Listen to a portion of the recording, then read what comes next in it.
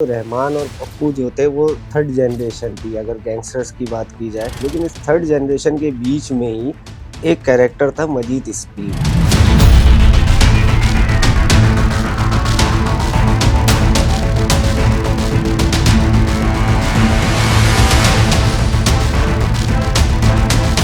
क्या वजूहत बनी कि ये गैंगस्टर बन गया? इसको प्यार हो जाता है एक लड़की से, ये लड़की को भगा के ले भी जाता है। लड़की की जो फैमिली थी उनको किसी तरह रजामंद किया, राज़ी किया कि ये वापस आ जाए। एक शख्स इसको मिलता है और इसको बताता है कि भाई तुम्हारी जो वो लड़की थी उसको उसके घर वालों ने कत्ल कर दिया, मार दिया। एक मशहूर डायलॉग था खलनायक का, वैसा ही मिलता जुलता डायलॉग इसने मारा कि मैं अब इस दुनिया को बताऊंगा कि असल खलनायक होता क्या है। काटना, पीटना, ड्रिल करना, जलाना, ये इसलिए ज़्यादा मशहूर हुआ ये। तो सर ये रहमान के लिए क्या मामलात बनाए इन्होंने? एक दूसरे के मोहल्ले वालों को मारा जाने लगा, दोस्त यारों को मारा जाने लगा, रिश्तेदारों को मारा जाने लगा। तो आप ये सोचें कि एक आदमी खुद इतना जालिम, फिर दूसरा आदमी वो भी इतना जालिम, और दोनों एक साथ मिल जाए तो फिर वो क्या कमाल करेंगे। सर सुना है आम लोगों को लियारी के उनको भी बड़ा तशद्दुद का निशाना बनाता था। ये भी कहा जाता है कि ये ख़वातीन के साथ रेप भी किया करता था। जब ये मरा था तो उस वक्त के हालात बताते हैं कि लोग इससे कितने परेशान थे। उसने अपनी दहशत भी इसी तरह कायम की हुई थी कि लोगों को जिस तरह से वो टॉर्चर करके मार रहा था, तो उससे तो आम तौर पे लोग वैसे ही डरते थे। दूर दराज भी जिसको पता चल रहा था ना लियारी में, या जो इसकी बोरी बंद लाशों के विक्टिम थे, तो सब जमा हो गए और सब ने बहती गंगा में हाथ धोया। कोई लाते मार रहा है, कोई औरतें आ रही हैं जिनके साथ जो है वो उसने जनाकारी की। बड़ी मुश्किलों से वहाँ से लाश निकाली जाती है और हॉस्पिटल पहुँचाई जाती है, ये सोच के कि मामला यहाँ पर रुक गया। तो वो मामला वहाँ पर भी नहीं रुका, लोग अस्पताल भी पहुँच गए। गैंगस्टर या तो पुलिस के हाथों मरता है या मुखालिफ गैंग के हाथों मरता है। ये लियारी की तारीख का शायद दूसरा शख्स था जो अवाम के हाथों मरा। MM पॉडकास्ट के साथ मैं हूं फराज अहमद। नाज़रीन, आज हम बात करेंगे लियारी के बारे में। लियारी का नाम आता है तो वहाँ गैंगस्टर्स जो अपना एक टेका कायम करके गए थे वो आज लोग याद करते हैं। रहमान डकैत का आप लोगों ने नाम सुना होगा, लेकिन रहमान डकैत को रहमान डकैत कब बनाया गया और किसने बनाया गया, उससे पहले भी बहुत बड़े बड़े नामवर वहाँ गैंगस्टर मौजूद थे, जिसके अंदर एक बहुत मशहूर जमाना नाम है मजीद स्पीड का। मजीद स्पीड एक वो किरदार था सफाक और लोगों को कत्ल करना, जिंदा उनको जलाना, ये सब मामलात वो करता था।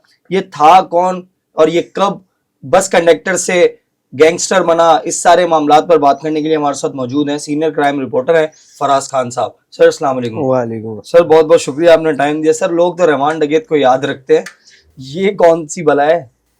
अच्छा फराज, सबसे पहले तो ये है कि लोग उन्हीं लोगों को याद रखते हैं जो उनके ज़माने के होते हैं। अभी जो एरा था वो था रहमान का, रहमान या अरशद पप्पू। अब लियारी आमतौर पे जाना जाता है रहमान या अरशद पप्पू के हवाले से, लेकिन अगर हम ये देखा जाए तो रहमान और पप्पू जो थे वो थर्ड जनरेशन थी अगर गैंगस्टर्स की बात की जाए। इससे पहले जो हाजी लालू या शेरा या दादल वाले जो थे, फिर उससे पहले जो है वो काला नाग वाले थे। तो ये थर्ड जनरेशन थी, लेकिन इस थर्ड जनरेशन के बीच में ही एक कैरेक्टर था मजीद स्पीड, जो पेशे से तो बस कंडक्टर था, लेकिन वो वक्त के साथ हालात की नज़ाकत ने उसको जो है वो एक गैंगस्टर बना दिया। और गैंगस्टर भी ऐसा बना वो कि एक सफाक जिसको कहते हैं, सफाक जैसे हम अरशद पप्पू के बारे में बात करते हैं कि अरशद पप्पू एक सफाक कैरेक्टर था, एक बहुत ही ज़्यादा जो है वो एक ब्रूटल कैरेक्टर था, या वो ख़तरनाक एक जालिम जो है वो एक गैंगस्टर था। तो अगर हम ये कहें कि अरशद पप्पू या अरशद पप्पू के गैंग को इतना ज़्यादा जालिम बनाने में अगर किसी का किरदार था तो वो मजीद स्पीड का हुआ करता था।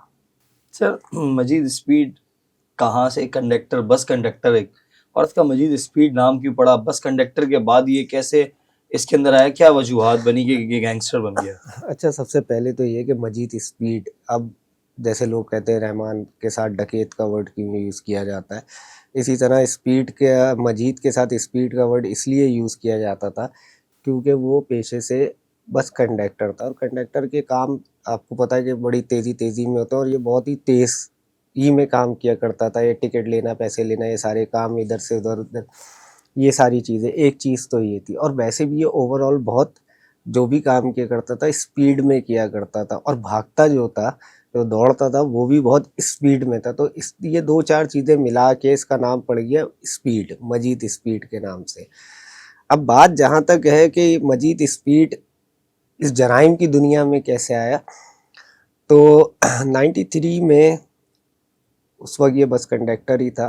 छोटे मोटे कहते हैं कि ये जो है वो पॉकेट मार वाले इस तरह के छोटे मोटे जब काम उस वक्त हुआ करते थे लियारी में, ये थोड़े बहुत कहते हैं कि ये वो भी किया करता था, लेकिन असल काम इसका बस कंडक्टर ही था। 93 में इसको प्यार हो जाता है एक लड़की से मोहब्बत हो जाती है, और ये लड़की को भगा के ले भी जाता है। और जब लेके चला जाता है तो फिर जैसे आम तौर पे होता है कि फैमिलीज़ जो है वो कांटेक्ट करती हैं, अप्रोच करती हैं और बुला लेती हैं। तो खैर इन लोगों के दरमियान भी यही हुआ। फैमिली, लड़की की जो फैमिली थी, उसने इन लोगों से कांटेक्ट किया और इनको किसी तरह रजामंद किया, राज़ी किया कि ये वापस आ जाए, हम इनकी रुखसती करेंगे, शादी करेंगे और रजामंदी के साथ करेंगे। तो ये बहरहाल उस लड़की की जो फैमिली थी उसकी बातों में आ गए, और यही हुआ कि जब ये आ गए तो लड़की अपने घर चले गई। अब जब घर गई तो ये आम तौर पे जो उसका रूटीन था कि सुबह उठना और उठ के जो है वो अपने काम पर चले जाना, तो ये काम पर भी चला गया था। इसको उस वक्त तक नहीं पता था कि पीछे हुआ क्या है। जब ये काम के दौरान ही एक शख्स इसको मिलता है, इसका दोस्त, और उसको बताता है कि भाई तुम्हारी जो वो लड़की थी उसको उसके घर वालों ने कत्ल कर दिया है, मार दिया, यानी ऑनर किलिंग हो गई है। तो उसके बाद पहले तो ये होता है कि ये सबसे पहले तो कब्रिस्तान जाता है, चाकू खंजर इसके पास होता है, ये अपने पास रखता है। ये स्टार्ट हो रहा है अभी कि सबसे पहले उसने हथियार रखा, और उस वक्त आम तौर पे यही हथियार इस्तेमाल होते थे। तो सबसे पहले उसने चाकू खंजर जो भी था वो लिया और लेके ये कब्रिस्तान पहुंचा, किस लिए कि आखिरी दीदार कर ले। बहरहाल उसको दीदार नहीं करने दिया गया कि यही कि वो उसके घर वाले वहाँ पर मौजूद हैं, ये सारी चीज़ें ख़राब होंगी और तुम मारे जाओगे, तुम भी ये वो। बहरहाल तो उस वक्त बेसिकली ये है कि असल खलनायक जो है ना वो उस वक्त बनता है, या ये उस वक्त कहता भी है। अगर किसी ने खलनायक मूवी देखी है तो जो एक मशहूर डायलॉग था खलनायक का, संजय दत्त का, तो वही डायलॉग तकरीबन इसने वैसा ही मिलता जुलता डायलॉग इसने मारा कि मैं अब इस दुनिया को बताऊंगा कि असल खलनायक होता क्या है। बस वो दिन था और इसके मरने का दिन था, यानी 93 से 2005 में ये मारा गया। तो वाकई में जब तक ये ज़िंदा रहा ये खलनायक ही बन के रहा, और असल खलनायक बन के रहा। और ये इतना जालिम हो गया था कि लोगों को मारना, सिर्फ ना सिर्फ ये कि कत्ल कर देना, गोली मार देना, मतलब शदीद तशद्दुद करके जो है वो उसको मारना, लोगों को काटना, पीटना, ड्रिल करना, जलाना, मतलब इस तरह करके, यानी लाशों तक को जला देना, बेरुमती कर देना, लोगों के घरों तक को जला देना। तो ये इसलिए ज़्यादा मशहूर हुआ ये। सर ये मशहूर हो गया, और इसकी और सफाकियत क्या थी? किस गैंग के लिए फिर काम करता था? ये बाबू डकैत वालों के साथ था? पहले तो देखिए जब 93 वाला ये वाक़या हुआ, और उस वाक़े के बाद यकीनन ये इंडिविजुअल ही था, तो इसको भी किसी की ज़रूरत थी। तो उस वक्त इसने बाबू डकैत का जो गैंग था वो ज्वाइन किया, और बाबू डकैत के गैंग के साथ जो है इसने अपना काम शुरू कर दिया। उसके कुछ अरसे बाद जो है ये कराची ऑपरेशन स्टार्ट हो जाता है। और कहते हैं जब कराची ऑपरेशन जब स्टार्ट होता है तो उस वक्त यही बातें सामने आई कि ये अच्छा, 95 96 वाला जो कराची ऑपरेशन कराची था। जो 93 का ऑपरेशन या 92 का ऑपरेशन, जब ये 95 सॉरी, तो उसमें जो है ये बातें शुरू हुई कि भाई ये कराची से निकल के, यानी दीगर इलाकों से निकल के लियारी में भी आ जाएगा। तो जो लोग होशियार थे वो वहाँ से निकल गए, और जो नहीं थे, जैसे उसमें आरिफ बलोच का नाम भी शामिल होता है, तो वो लोग मारे गए। तो ये होशियार था, ये निकल गया ईरान। ये आम तौर पे जब भी आता जाता रहता था ईरान, और जब भी कोई ऐसी चीज़ होती थी तो ये ईरान निकल जाया करता था। जब ये ईरान चला गया तो ईरान के बाद जो ये 2003 में जो है वो इसकी वापसी होती है। 2003 में जब ये आता है तो उस वक्त ये अरशद पप्पू का गैंग ज्वाइन कर लेता है। इसके पास ऑप्शन थे, दो ऑप्शन थे कि या तो रहमान का गैंग ज्वाइन करे या पप्पू का, क्योंकि दोनों ही उस वक्त एक गैंग वॉर स्टार्ट हो चुका था लियारी के अंदर। तो चूंकि ये बाबू डकैत का आदमी था और बाबू डकैत के इन लोगों से बनती नहीं थी, इसलिए इसने पप्पू का गैंग ज्वाइन किया। सर पप्पू का इसने गैंग ज्वाइन कर लिया, अरशद पप्पू पहले ही एक सफाक इंसान, फिर उसके बाद मजीद स्पीड आ गया। तो सर ये रहमान के लिए क्या मामलात बनाए इन्होंने फिर? लेकिन ना मैंने बताया ना कि जैसे लियारी में जब गैंग वॉर स्टार्ट हुआ तो उसमें हर चीज़ बड़े तौर तरीके से हुआ करती थी। एक दूसरे के लोगों को सिर्फ गैंगस्टर टू गैंगस्टर के दरमियान ही जो थी गैंग वॉर था। लेकिन यही लोग थे, यही वो कैरेक्टर थे जिनकी वजह से वो गैंगस्टर से निकल के आम लोगों तक लड़ाई गई। जो गैंग वॉर था वो आम लोगों तक पहुंचा, यानी आम लोगों से मुराद ये कि एक दूसरे के मोहल्ले वालों को मारा जाने लगा, दोस्त यारों को मारा जाने लगा, रिश्तेदारों को मारा जाने लगा और बिल्कुल शदीद तशद्दुद के साथ मारे जाने लगा। तो उसकी जो बुनियाद थी वो ये समझ लें कि मजीद स्पीड, और मजीद स्पीड के साथ अरशद पप्पू। तो आप ये सोचें कि एक आदमी खुद इतना जालिम, फिर दूसरा आदमी वो भी इतना जालिम, और दोनों एक साथ मिल जाए तो फिर वो क्या कमाल करेंगे। तो वो लियारी में ये सब जो लोगों को काटना पीटना, लोगों की गर्दनें काटना, उससे फुटबॉल खेलना, लोगों की लाशों को जलाना, लोगों को ज़िंदा जलाना, ये सारी चीज़ें इन लोगों ने ही शुरू की। और उसके साथ साथ जब, क्योंकि 90s का दौर था, 90s के दौर में कराची में बोरीबंद लाशों का सिलसिला भी चल रहा था। तो जो लियारी में इंट्रोड्यूस कराने वाले थे बोरीबंद लाशें, वो भी ये मजीद स्पीड ही था। सर इसने फिर ये सब कुछ कंडक्टरी वंडक्टरी छोड़ दी, बस अब फिर सिर्फ लियारी गैंगस्टर। बस फिर उसके बाद कहाँ कंडक्टर बनेगा, उसके बाद तो जो है गैंगस्टर बन गया। तो कंडक्टर से जो गैंगस्टर का सफ़र था वो कैसे शुरू हुआ, वो तो उस लड़की की वजह से शुरू हुआ। सपोर्ट कहाँ से शुरू हुई, सपोर्ट बाबू डकैत से शुरू हुई।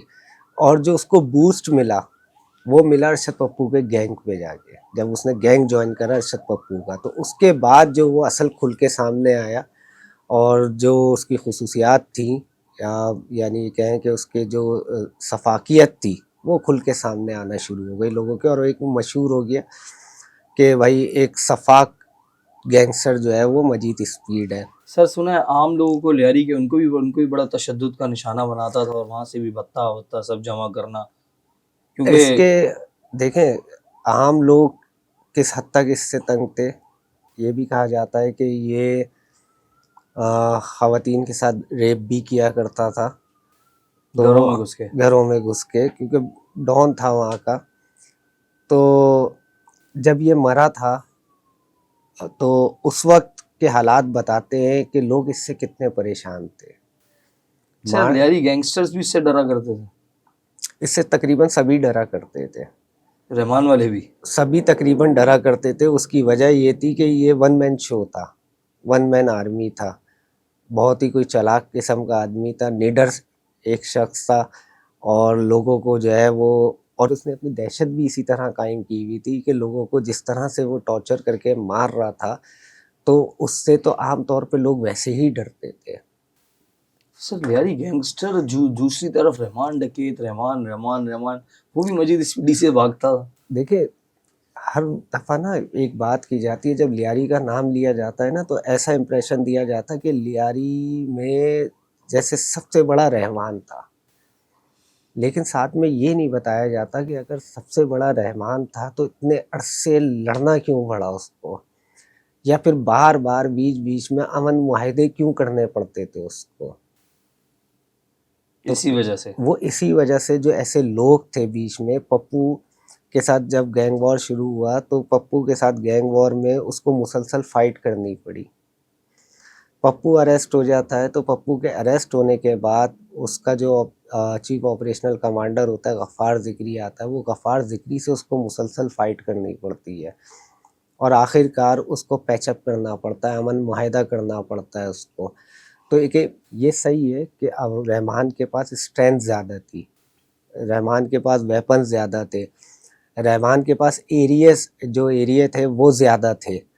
तो ये सारी चीज़ें अपनी जगह हैं, लेकिन वो सिर्फ अकेला लिहारी का बादशाह नहीं था, उसको टफ टाइम देने वाले वहाँ पर मौजूद रहे हमेशा से, जब तक कि उसका इनकाउंटर नहीं हुआ। मजीद स्पीड के मजीद दौर के अंदर स्पीड में भी यही था जब उसका दौर था। तो आप ये सोचे ना कि पप्पू अकेला कितना टफ टाइम दे रहा था रहमान को। जब गैंग वॉर शुरू हुआ तो उस वक्त तो ताकत समझ ले एक तरह से बराबर ही थी ना। तो गैंग वॉर शुरू हुआ, उसके बाद जो है वो मजीद स्पीड का एडिशन हो जाता है उसके गैंग में, मजबूत हो तो जाता वो है। मजीद मजबूत हो जाता है। तो उस पप्पू के मजीद मजबूत होने का मतलब ये है कि रहमान की मुश्किलात में मजीद इजाफा हो गया। तो वो इजाफा ही हुआ, उसने बहुत टफ टाइम दिया और बस। लेकिन वो ज़्यादा टफ टाइम इसलिए नहीं दे सका कि उसके आपस के अख्तलाफात ही उसकी जान ले गए। ईरान भाग गया था, ईरान के पास की वापसी कब हुई है? ईरान जब ये भागा तो तकरीबन 2005 के आगे पीछे इसकी जो है वो वापसी हुई है। और इनका कोई लेन देन का तनाज़ा था, ये कोई जाते से पहले जो लूट मार का सोना या पैसे थे वो अपने ही साथियों के पास जो है वो मुल्ला ब्रदर्स थे उनके पास ये कौन रखवा है दी। सर? ये भी पप्पू के लिए ही काम करते थे, अच्छा, ये इसी की पार्टी के लोग थे। इसी के ही पार्टी के लोग थे। मुल्ला सुल्तान था, मुल्ला महबूब था, मुल्ला नासिर था, मुल्ला नवाज था। चलिए, ये ये भी बड़े चार मशहूर भाई थे, ज़माना ये भी कैरेक्टर मशहूर है। ज़माना अपने वक्त के कैरेक्टर थे और ये पप्पू के गैंग के लिए ही काम करते थे और ये लोग साथ के ही थे। तो जब ये जा रहा था तो जाते वक्त ये चीज़ें रखवा के गया था इनके पास ना। लेकिन जब वापसी होती है इसकी दोबारा, तो जब ये तकाजा करता है उन चीज़ों को तो उसको घुमा दिया जाता है कि वो उसको दे दिए थे या ऐसा हो गया था वैसा हो गया था, जिस चक्कर में इनमें आपस में इख्तलाफात होते हैं और ये उनमें से एक भाई को, मुल्ला नासिर को मार देता है। अच्छा। और मारने के बाद जो है बस उसके बाद ही फिर ये खुद मारा जाता है। सर, ये मुल्ला नासिर को मारने के बाद क्या मामला पेश आया था? असल में देखिए वो तो हो गया पैसों का तनाज़ा या जो भी तनाज़ा था, उसमें इसको आखिरकार मुल्ला नासिर को मारना पड़ा। अच्छा, जैसे बताया मैंने कि 4 भाई थे, 4 में से 2 तो पहले ही मारे जा चुके थे, मुल्ला सुल्तान और मुल्ला महबूब। तीसरा नासिर था, नासिर को इसने मार दिया। अब बचता है मुल्ला नवाज। नवाज उस वक्त छोटा था, तो जब इसको मारा नासिर को, तो नवाज जो है वो खुद तो कुछ नहीं कर सकता था, तो लिहाजा उसने क्या किया, लोगों से मदद की अपील की। वो रोता रोता गलियों में घूमता रहा, जगह जगह लोगों के पास जाता रहा कि मेरे भाई को मार दिया, मेरे भाई को मार दिया। लेकिन एक तरफ तो लोगों ने उसको इग्नोर किया कि भाई ये इनका मामला है, दूसरी तरफ एक खौफ था कि यार मजीद स्पीड के आगे सामना कौन करेगा, कौन जाएगा इसका ना, क्योंकि अब लेना था बदला। तो बदला वो छोटा बच्चा तो नहीं ले सकता था, तो और उसको लोग साथ भी नहीं दे रहे थे मजीद स्पीड के खौफ की वजह से। बहरहाल लेकिन उसमें से कुछ लोगों ने हिम्मत पकड़ी और उन्होंने फैसला करा कि चलो यार ये, क्योंकि लोग इतने तंग आ चुके थे, इससे इतनी शदीद नफ़रत करते थे, जो इसके किरदार था, जो इसकी एक्टिविटीज़ थी, घरों में घुस जाना, ख़वातीन के साथ ज़्यादती करना, लूट मार करना, लोगों को तशद्दुद करना, लोगों को मारना, तो लोग इससे इतने तंग आ चुके थे कि कुछ लोगों ने वाकई में हिम्मत जुटाई और लोग जमा होना शुरू हुए। तो सर, और ये उधर जो मुल्ला ब्रदर्स के जो आखिरी मुल्ला नासिर था जिसको मार के, उसके बाद ये वहीं घूम रहा था? अच्छा, इसके साथ ना कुछ लड़के थे, जब इसने मारा तो इसके साथ कुछ लड़के थे और इसने उसको मारने के बाद उन लड़कों को कहा, अपने लड़कों को, कि तुम लोग निकलो। यानी निकलने से मुराद ये कि ये जो बलूचिस्तान वाला साइड है वहाँ पर निकलो। तो अच्छा, लड़कों ने इसको कहा भी कि भाई आप भी चलो साथ में, ठीक है। तो इसने बोला नहीं। मतलब ये इतना निडर था, इसको पता था कि इस चीज़ का रिएक्शन आ सकता है अभी। और क्यों? क्योंकि इसने अपने ही किसी को मारा था अपनी और उस अपने गैंग। ही लोग, क्योंकि सामने जो राइवल गैंग था वहां से तो था ही था, लेकिन अब बात आ गई थी अपने गैंग की कि वो अपना गैंग भी उसके मुखालिफ हो सकता था या हो जाएगा। लेकिन उसके बावजूद भी ये अपनी मर्जी का मालिक था, निडर था, बेखौफ था और इसने यही जैसे रूटीन में करता था वही किया कि नहीं तुम लोग निकलो, मैं भी रोटी वोटी खा के आता हूँ। उन्होंने इंसिस्ट भी किया लेकिन ये नहीं माना। इसने उनको भेजा और ख़ुद ये खातून थी, बड़ी बी थी एक, अक्सर व बेशतर कहते हैं कि वो उनके घर पे जाया करता था, उनको पैसे वैसे भी दिया करता था और खाना वाना खाया करता था। तो उस दिन भी ये एज़ अ रूटीन अपना वहीं पर गया गुल मोहम्मद लेन में, जहाँ पर इसने मुल्ला नासिर का मर्डर किया। और वहीं कुछ फासले पे वो घर था, वहाँ पर गया, वहाँ जाके इसने हाथ वाथ धोए हुए वो खातून को बोला कि भाई खाना वाना बनाओ। उसने खाना वाना बनाया, खाना वाना खाने के बाद उसके बाद भी ये छत पे जाके बैठ गया उनकी। अच्छा। ऐसा नहीं है कि बस चलो भाई चला गया, खाना खाया और फौरन वाला काम नहीं था, रिलैक्स था बिल्कुल। और वहाँ जाने के बाद खाना ना खा के छत पे जाके बैठता। अब छत पे जाके थोड़ी देर बैठने के बाद का इसका प्रोग्राम था कि अब मैं निकलूंगा। इस दौरान जो वो मुल्ला नवाज था, लोगों ने उसकी सुन ली थी उस वक्त, और कुछ लोग वहाँ पर जमा हुए, और जमा होने के बाद ये फैसला हुआ कि इस नासूर का आज खात्मा कर ही दिया जाए। रोज रोज के मरने से अच्छा एक दफा का फैसला करो, या तो मरो या तो इसको मार दो।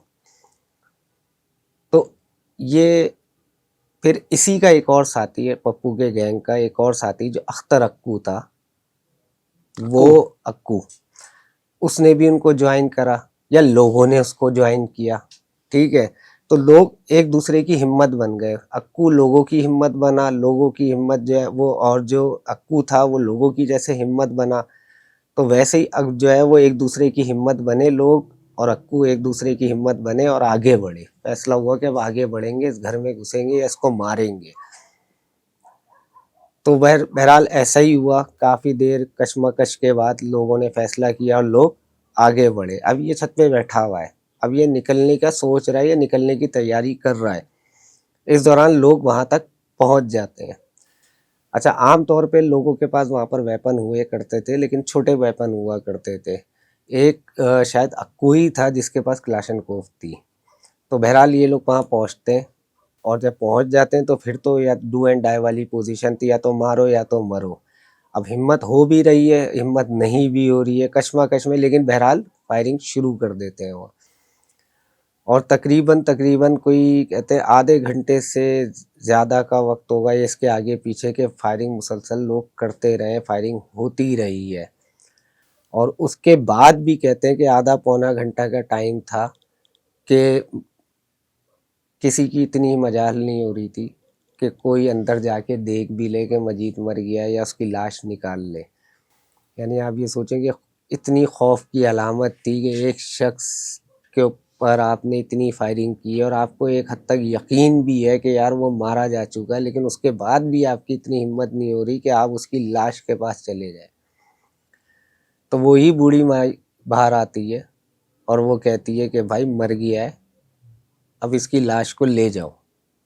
तो उसके बाद भी किसी के अंदर इतनी हिम्मत नहीं थी कि कोई अंदर चला जाए और उसकी लाश को लेके आ जाए। पुलिस की मोबाइल भी वहाँ पहुँच चुकी थी, और वो भी खड़े होकर पीछे ही खड़ी हुई थी, वो भी आगे नहीं आ रही थी। बहरहाल ये सिलसिला कुछ देर चलने के बाद आखिरकार वो अंदर दाखिल हो जाते हैं और उसकी लाश को तसल्ली कर लेते हैं कि हाँ मर गया, और लाश को निकाल के बाहर लेके आते हैं। असल जो तमाशा था ना, वो उसके मरने के बाद शुरू होगा, क्योंकि जो जैसा जालिम था, जैसे हमने अरशद पप्पू के बारे में सुना कि यार वो उसको इतनी बेदर्दी से मारा गया, उसके सर के साथ जो है वो फुटबॉल खेली गई, उसके लाश के टुकड़े किए गए, मारा पीटा गया, तो ऐसा ही इसके साथ भी हुआ। और दूर दराज भी जिसको पता चल रहा था ना लियारी में, या जो जो इसकी बोरी बंद लाशों के विक्टिम थे, या उनके घरों में लूट मार के विक्टिम थे, या किसी भी तरह तशद्दुद के विक्टिम थे, सब जमा हुए और सबने बहती गंगा में हाथ धोया। कोई लाते मार रहा है, कोई मुक्के मार मरे रहा हुए है, को। कोई यहाँ तक कि औरतें आ रही हैं जिनके साथ जो है वो उसने जनाकारी की, तो वो भी आई। यानी आप ये समझ लें कि जो जो कर सकता था ना उस वक्त किया। और जब पुलिस भी आ गई और पुलिस ने बोला भाई लाश दो, तो पुलिस को भी लाश नहीं दे रहे थे। लोग मुसलसल इस अपनी पे भड़ास तशद्दुद। या अपनी फ्रस्ट्रेशन जो है वो उस पर निकालते रहे मुसलसल। बड़ा मुश्किल था उस वक्त इसकी लाश को वहाँ से निकालना और निकाल के हॉस्पिटल तक पहुँचाना। पहला चैलेंज तो ये था। बहरहाल बड़ी मुश्किलों से वहाँ से लाश निकाली जाती है और हॉस्पिटल पहुँचाई जाती है, ये सोच के कि मामला यहाँ पर रुक गया। तो वो मामला वहां पर भी नहीं रुका, लोग अस्पताल भी पहुंच गए। और जिस जिसको पता चल रहा था। जिसको पता चलता जा रहा था या जिनको पता ऑलरेडी था, वो किसी सूरत इसको छोड़ने को तैयार नहीं थे। मतलब जो शख्स अपनी ज़िंदगी में लाशों की भी बेहरमती करता रहा या जिंदा लोगों के साथ तशद्दुद करता रहा, तो उसके तशद्दुद के या उसके जुल्म के या उसकी सफाकियत के सताए हुए जो भी लोग थे, वो सब पहुँचे, मौके पे भी पहुँचे, हॉस्पिटल भी पहुँचे, चाहे वो औरत हो, ख़वातीन या मर्द जो भी थे, वो सब पहुँचे और जो वो कर सकते थे उसकी लाश के साथ उन्होंने वो किया। अच्छा, ये लियारी की अगर तारीख देखी जाए तो आम तौर पे गैंगस्टर या तो पुलिस के हाथों मरता है या मुखालिफ गैंग के हाथों मरता है। ये लियारी की तारीख का शायद दूसरा शख्स था जो अवाम के हाथों मरा। इससे पहले अल्लाह बख्श ऊ अवाम के हाथों मारा गया था और दूसरा शख्स ये था जो अवाम के हाथों मारा गया था कि इन दोनों जो अफराद थे इनसे या गैंगस्टर थे, इनसे लोग लियारी के इतने तंग आए हुए थे। एक तरफ खौफ था, लेकिन उस खौफ के बावजूद भी लोगों ने इन लोगों के ऊपर अटैक किया और इनको मारा। बहुत बहुत शुक्रिया फराज खान साहब, आपने टाइम दिया। नाज़रीन, ये थे फराज खान साहब, इन्होंने बताया कि मजीद स्पीड किस तरीके से लियारी गैंगस्टर बना और इतना खतरनाक और इतना शफाक क्यों बना और उसके बाद उसका अंजाम क्या हुआ। अब तक के लिए इतना ही, मुझे इजाज़त दीजिए। अल्लाह हाफिज़।